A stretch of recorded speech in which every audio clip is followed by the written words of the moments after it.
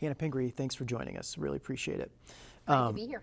Yeah, you served 4 terms in the Maine House and became the House Speaker in 2008.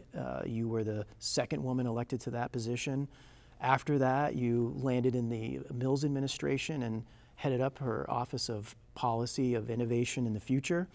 And were basically overseeing her economic policy and her agenda on housing and climate as well. And now you're making the case in this Democratic primary that experience matters. Tell me why. Well, obviously in government and trying to solve the challenges that Maine people face right now, knowing how to get things done in government is important. I'm also a mom. I've also chaired my local school board. I live in a very small town. I grew up in Maine. I think all those experiences make me love Maine, make me really motivated to serve the state. And I've been involved in public service since I was 25. That was when I first decided to run for the Maine legislature. And I love the state and want to make a difference. So all of those things have motivated me to run. Being House Speaker, I saw I could bring people together. I could work with Republicans, Democrats, Independents to get things done. You know, we passed budgets. We also led the country passing gay marriage. We fought the chemical industry. So I've gotten things done in government. I've learned how to bring people together. And I think this is a really important time for Maine, and that's what motivates me to stay involved.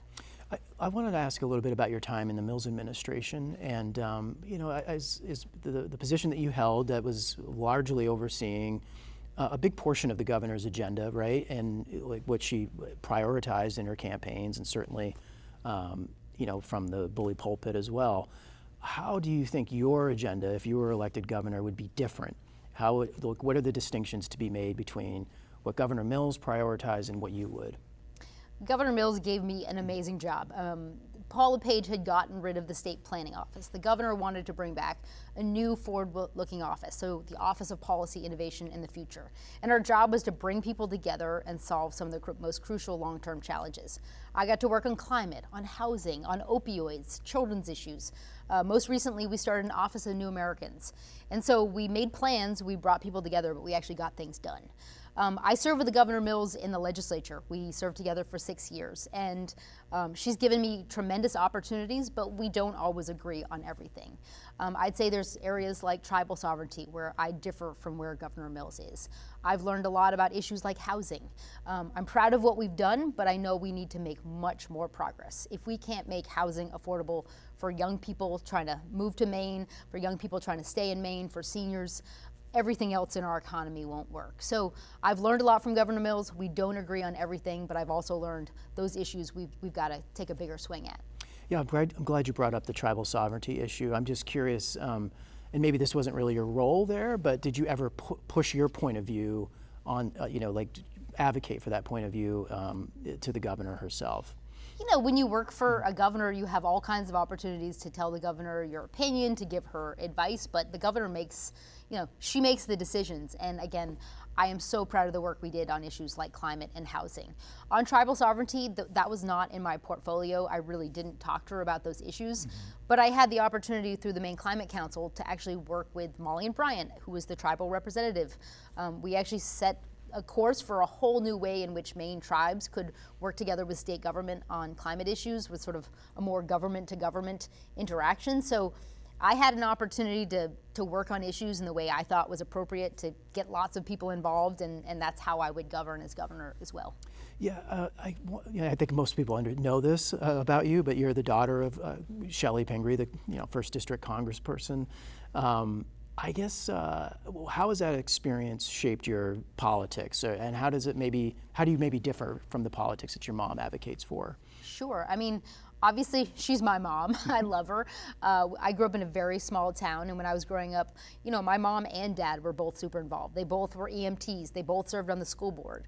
My mom ran for the state senate when I was 14. So I literally got to see my mom decide to do something big, you know, for beyond our community. I knocked on doors for her and got to see her get elected Senate Majority Leader. So I'm really proud of her. I'm proud of what she's fighting for down in Congress. But we've obviously we both carved our own paths. I was elected Speaker of the House the year she was elected to Congress. So we've done our own thing, and I think, you know, she's proud of me as well. We're not exactly the same. I joke, I'm the oldest child of my mom, and she's the youngest. So we have different personalities. She focuses on issues in Congress which are not the same as the ones I focus on. We're not the same. Again, we have a family history of public service, and there are a lot of men in politics who follow their dads, and I don't think there are enough women in politics. So again, I think it's exciting to see what she's doing, but this will be all about me and the work, what I bring to this job. Yeah, it's interesting because there was a time when I think a lot of folks wanted your mom to run for governor, right? And you're doing that now. Yeah. That's interesting. Yeah. Let's talk about affordability, which of course is this big buzzword for a lot of candidates this year. A lot of plans being rolled out. You have a pretty comprehensive one. I want to start with one aspect of that plan, which is property taxes. Yeah. You call for enhancing some of the relief programs for taxpayers, but you also have this element of your plan that taxes the second home of non-Maine residents. How does that work? And just talk me through that proposal. Sure. Well, I think as I travel around Maine, people are really hurting, and a lot of prices have gone up. This president is not making it better, but people's ability to find housing they can afford but also stay in their homes is a critical challenge. And property taxes, we've seen huge increases. Part of that is driven by the home prices. We've seen huge increases in home values. So I believe people need relief, and they need relief through some of the programs that we have, but how do we pay for them? Mm-hmm. What does Maine have? We don't have enough wealthy people. We have a lot of people who come here in the summertime, wealthy people who own second homes, and also tourists. So the idea in my plan is that we increase taxes on second homes owned by non-Maine residents. We know other states do this. I think South Carolina and Florida both do it. It would require likely a change in our Constitution to actually make it happen. So the governor would have to bring together some level of bipartisan agreement. But I think the idea of delivering relief to Maine people and exporting that burden to those folks who come here in the summertime who can afford it, I think that will make sense. Well, it's interesting because you mentioned this constitutional hurdle on making this change, but I've heard some Republican candidates actually talk about doing something very similar, yeah. So perhaps there is a bipartisan path there. I would just say I've worked with Republicans on a lot of issues over the years, and there's some big disagreements, but I worked with Josh Tardy when I was Speaker and he was Majority Leader. I've worked with Billy Bob Fockingham on working waterfront issues. I think the core issues of, can people afford housing? Can they afford their property taxes? Can we afford our healthcare system? I think there's a lot of agreement, and the next governor needs to actually figure out how do we bring people together to get those things done.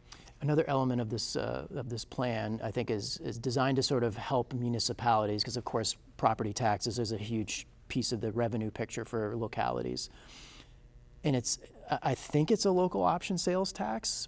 Tell me if I'm wrong. I think you're talking about other sources of revenue for municipalities. Is that what you're proposing? Yeah, I'm open to a local option sales tax. I think a lot of municipalities are lobbying for it, and it has not passed through the Maine legislature. I think that we need a sort of more broad look on how does state government and municipalities and regional governments better deliver services, and how do we ensure that property taxes are affordable for Maine people, but we also have quality services and quality schools, and that balance, we need to figure out how to reach it. Rural areas are really hurting as well, and I will say local option sales tax, I think, is only possible if you can ensure that rural communities that won't see that benefit see some benefit.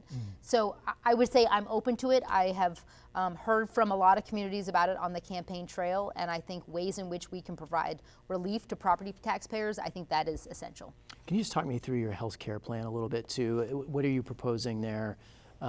It sounds like you want bulk purchasing of drugs, perhaps. That's one piece of it, and then I think the other part is a way for people to access the health exchange. Is that it? Yeah. Is that the other? I would say, we put out a pretty comprehensive healthcare plan. You can check out all the details at hannahforgovernor.com.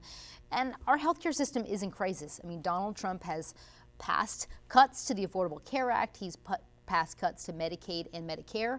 And a huge rural state like Maine, we are feeling the pain already, and it's going to be worse.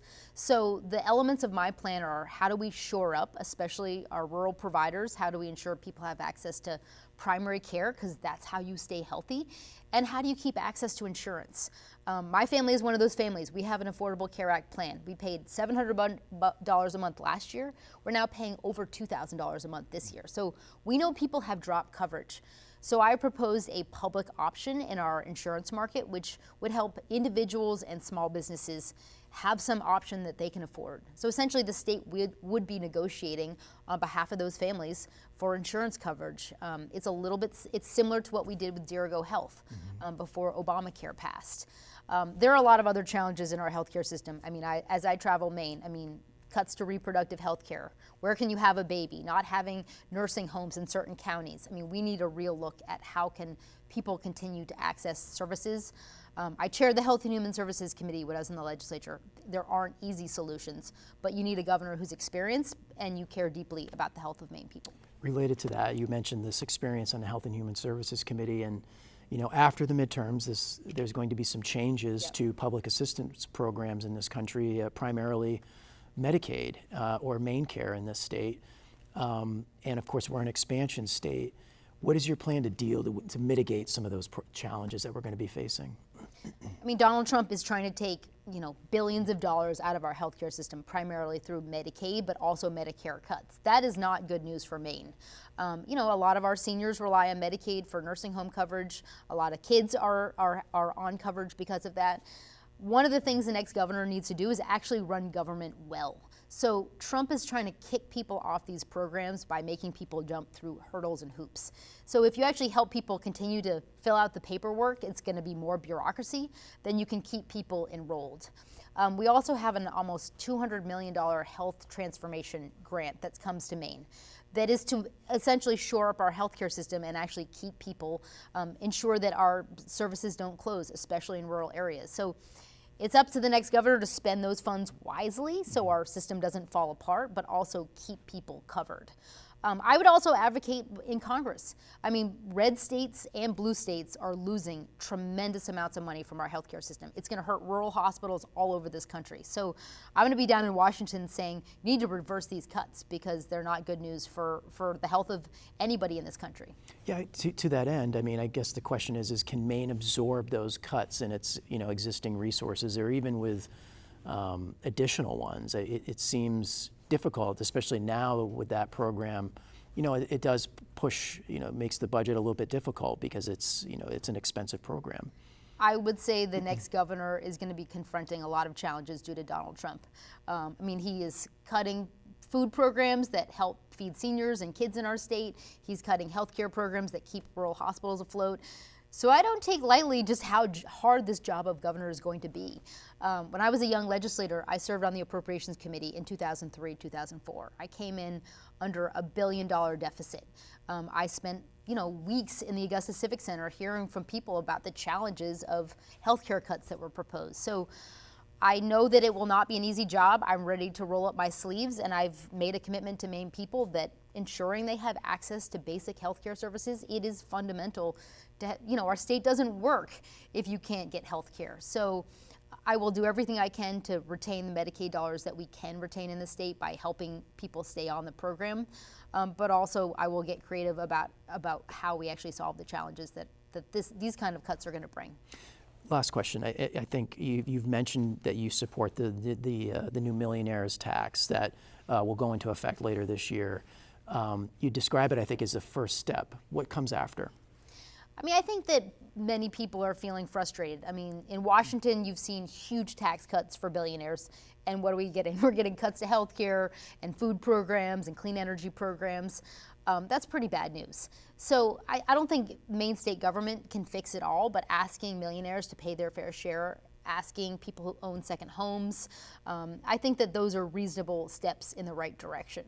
But I think more than anything, people actually want a governor who will roll up their sleeves and figure out how do we solve problems. And for me, it's not about taxes, it's about how do we build housing, how do we improve schools, how do we grow our economy. I think those issues are more critical. And balancing the budget will require working with legislators across the political spectrum and figure out how do we get it done. I mean, I do think in Maine, middle and low income people are paying too much of their income in taxes.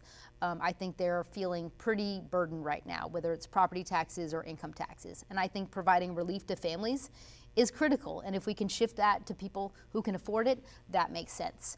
I think about issues like tax reform. How do we actually get that done? So we accomplish what we want to accomplish, but we actually solve problems for people. Hannah Pingree, thanks so much for joining us. Really appreciate it. Great to be here. Thank you for covering this race.